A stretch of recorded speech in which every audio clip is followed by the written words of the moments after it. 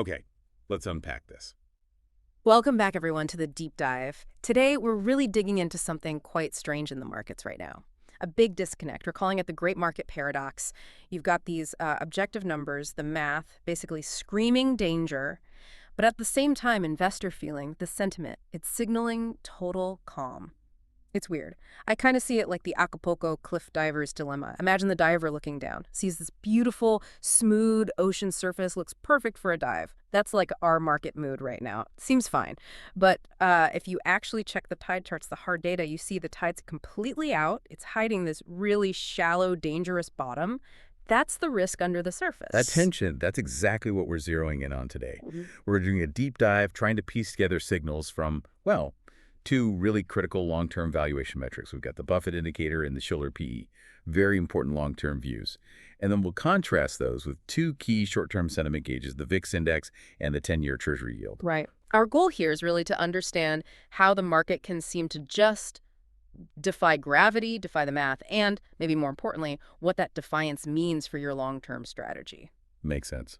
Let's start where, any serious investor has to start, with the numbers, the math. We really need to figure out the actual price being paid for this market. So what are these long-term valuation metrics telling us? What's the fundamental risk level right now? Well, the valuation picture, honestly, it's undeniably aggressive. Let's put it that way. We can kick off with the Buffett Indicator. Warren Buffett himself apparently called it probably the best single measure of where the market stands valuation-wise. It's pretty simple conceptually. It compares the total value of all U.S. stocks, the market cap, against the U.S. gross domestic product, the GDP. So it's like weighing the entire stock market against the size of the actual economy that supports it. Yeah. Market weight versus economic muscle. Exactly. And historically, there are some rough guides. A reading below 75% or so usually suggests things are cheap, undervalued. Get above 115%.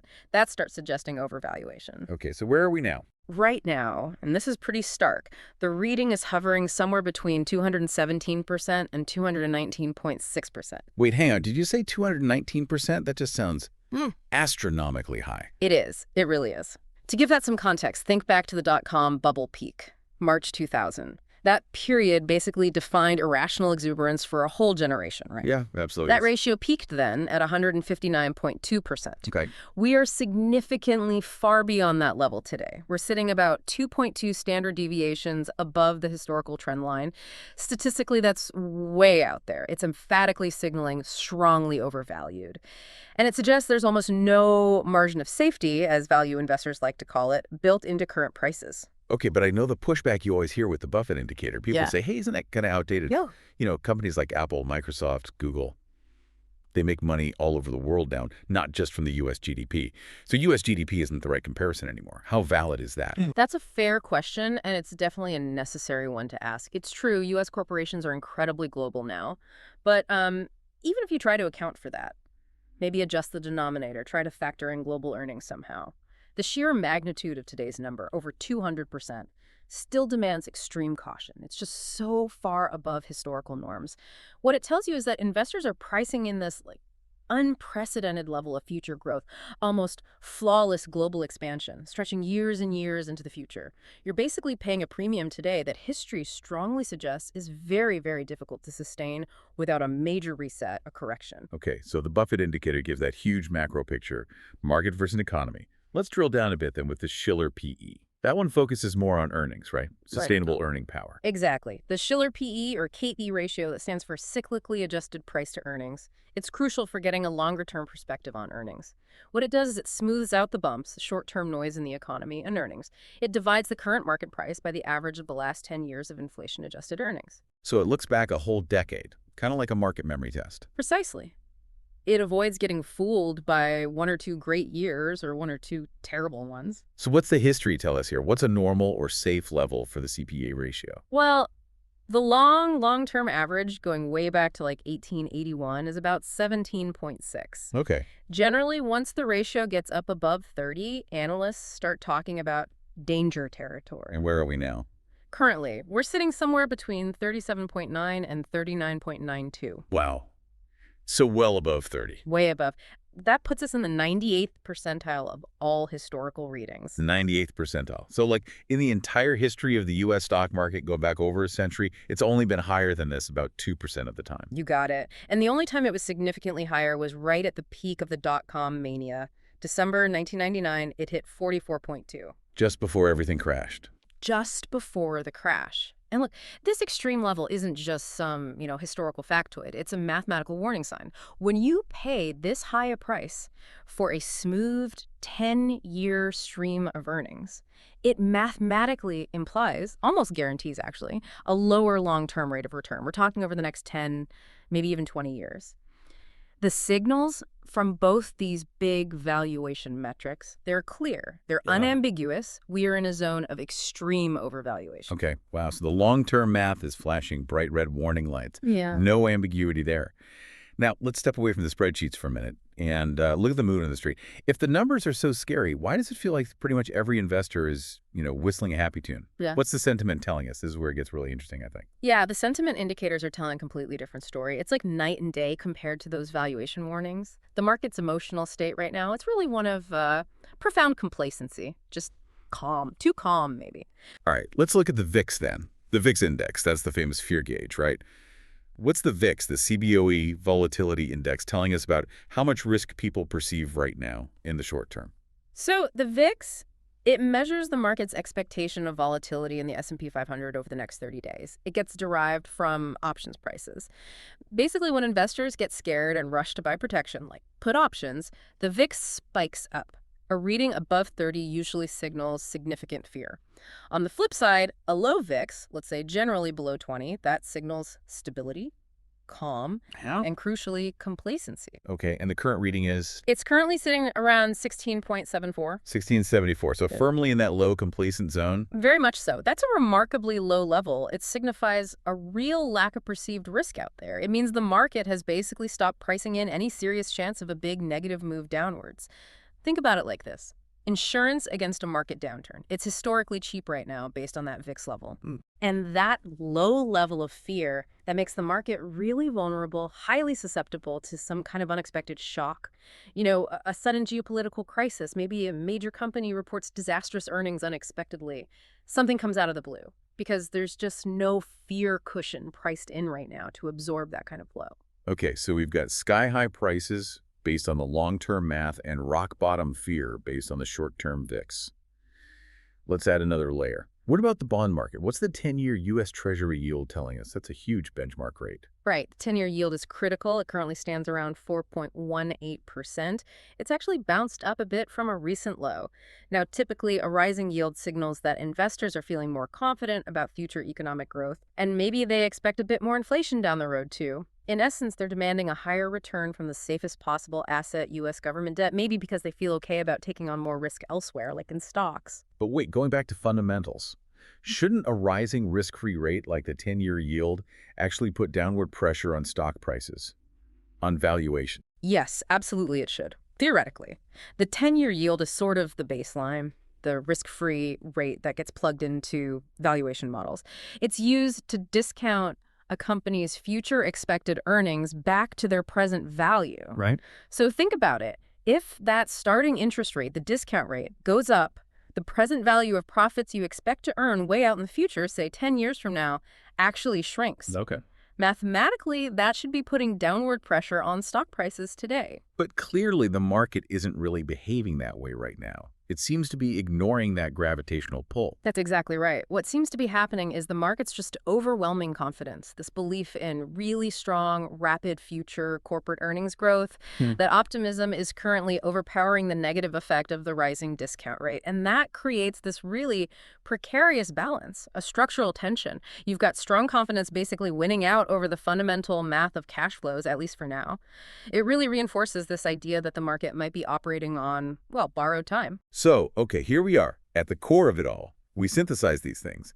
Extreme overvaluation from the Buffett Indicator and Shiller PE on one side, and then this collective confidence, this low fear shown by the VIX and kind of the bond market's yield action on the other side. And that gets us to the great paradox. How do we even explain this? Why is the market defying these fundamental warnings for so long? Well, based on the analysis, there seem to be maybe three main drivers feeding this instability. The first one is this really pervasive psychological factor that traders often call TINA. You heard of this? Tina, oh, there is no alternative. Exactly. There is no alternative. For years and years, central banks kept interest rates incredibly low, near zero. So bonds offered almost nothing in terms of return. That basically conditioned investors, forced them almost to just keep pouring money into stocks. That was the only game in town for yield. And even though rates have risen now, that habit, that mindset, it's really hard to break. So it's like inertia, combined with maybe still not seeing great alternatives out there. Pretty much. Then the second big driver is the classic belief that, this time is different. The four most expensive words in investing. Often, yeah. And this time, that belief seems mostly fueled by the sheer dominance of a handful of huge technology companies. These mega-cap tech stocks have performed so incredibly well that earnings growth has been so strong that the sheer weight of their success is kind of pulling up the entire market's valuation metrics. And that creates this sort of self-reinforcing cycle, right? Prices go up, people feel good, they buy more, prices go up further, and fundamentals get ignored along the way. Yeah, it feels a bit like someone walking across a tightrope 50 stories up. They're feeling super confident because they haven't fallen yet, totally convinced they don't need a safety net, while ignoring the fact that the cost of that safety net, the VIX, is telling them a fall is seen as incredibly unlikely right now, which is maybe exactly when you should be worried. That's a good analogy. And the ultimate danger here, it's not necessarily predicting a crash is going to happen tomorrow or next week, but it's that these high valuations, mathematically, they just imply lower future long-term returns. That's almost baked in.